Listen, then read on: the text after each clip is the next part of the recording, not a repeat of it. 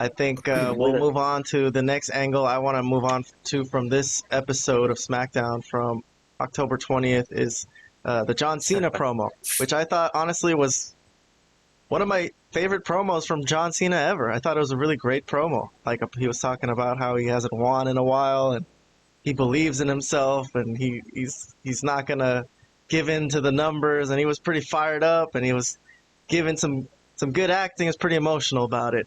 So, and then the scene itself was pretty cool, the booking, because he's like, I want to win, and the next guy who comes out here is going to be some stupid idiot because he's going to get his ass kicked. And Solo Sikoa's music hits right at that second, and I was like, damn, this is pretty well done, because he's already in a feud with Solo, and Solo walks out there like a G, like not afraid. Yeah. He's like, all right, I guess we're going to do this. So this is the match. Any guy that cracks his neck before he comes out is definitely dangerous. He's dangerous. He's ready to fight. So I'll say I was a fan of this scene. Did I bookmark anything else? They had a little bit of a fight. I'll go through what happened in this scene. So Jimmy comes out, obviously, and they're gonna beat down him 2-on-1. And a masked guy comes in to help Cena, and it turns out to be Jey Uso. So Uso comes in and he's unmasked, and so right when he's unmasked, security erupts and grabs him. So the 2-on-1 beatdown in the ring on a celebrity is okay, but since Jey Uso doesn't work for SmackDown technically, he shouldn't be involved in this. So okay, so I'll just say I think the Cena Solo stuff has been done pretty good. Any thoughts on that? I'll start with Vlad. Yeah, I mean, I agree with you that Cena's always a good promo. I can't really say this specific promo is better than previous promos or whatever. He's always captivating on the mic to me. I know some people find him boring at times because he's repetitive, and he is repetitive, especially like the goody good two shoes Cena. But at the same time, he's like obviously well spoken. He can cut a really good promo. So this was good. And I thought this was extra special from a Cena promo, though, especially considering he's at a different time in his career where he's not really at the top. He's not like Super Cena. He's got kind of a new character, but he's trying to show a lot of determination, and I think it's to me, I did see a lot of John Cena promos in my life, a lot. I sat through basically most of them, and most of them were not this. So I like this. I know what you're saying. Yeah, this was fine. I think what I find kind of silly is every time we get closer to Survivor Series, and it's going to be Raw versus, it's going to be Raw versus SmackDown type thing, elimination type match, whatever they're going to come up with. They start coming up with like, oh, this guy can't be here. He's a Raw guy, or this guy shouldn't be here. He's a SmackDown guy. But it never matters before Survivor Series. Everybody comes in and out all the time. Nobody calls security on these people. There's people getting mauled in the ring for 35 minutes when the Bloodline were doing it.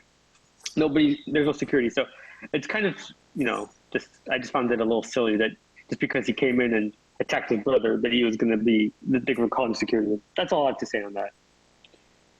Well, before I get Robert's thoughts on this, I guess I'll go through the end of what happened was since Jay came in and security came in, and that gave Cena a chance to give Solo an attitude adjustment. And I think that was it for the night. They powdered out, the bad guys had to leave, and Cena had the bragging rights, at least for the moment, until whatever happens next. So, Robert, you got any thoughts about Cena and Solo Sikoa coming up at Crown Jewel? Let me talk about the promo first. Okay. So, yes. My thoughts on the promo, and I don't know if maybe I was the only one that thought this, but when he started off saying, like, I haven't won in a very long time, at some point I gotta start facing reality, stuff like that. I thought he was trying to lead people on into thinking that he was about to say he's gonna retire, and I took that as a playful jab towards Sting's retirement speech from two nights prior. I thought it was like a clever little reference to that, but then he turned it around and said, "No, I'm gonna beat the crap out of whoever comes out next." And so it ended up not being a retirement speech, but To me, I felt like he was trying to lead people on into thinking he was going to make a similar speech as Sting's at first, but then he flipped it. So that's my thought on the promo. And it was good. I don't maybe one of the better ones in recent memory. But I don't know, like out of like all his promos, if it was this was one of his best, but it was really good. Yeah, I mean, I'm looking forward to the feud with Solo Sikoa, and good for Solo. He's been on a roll, having a lot of feuds with like top names. He doesn't beat all of them, but at least he's feuding with them, so he's on a pretty good trajectory. Hey, he's holding his own too. He looks like he Yeah, belongs. true. Vlad, before I move on, do you want to say anything about Solo versus Cena? Who's going to win that? It's a good question. I mean, I don't know. I mean, Cena needs his win. I was about to say, after Cena's words where he's like saying that he really needs a win, you would think he would win because, but then again, he's leaving shortly, right? Like he's not going to be here long term. He's leaving probably in like the next couple.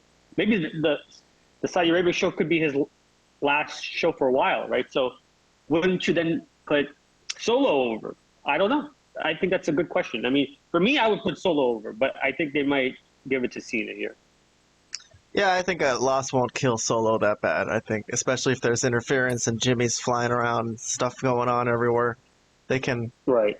give Cena a nice win in front of the hometown Saudi Arabia crowd.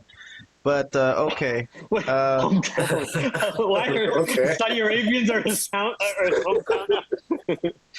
I'm sure they love Cena over there. You know, Oh, I see. Oh, all right. Well, I don't know. I guess. probably a lot of Saudi Arabian little Jimmys, little Jamals or whatever.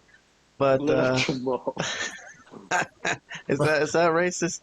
Hopefully not. Anyways, I don't think so. let's move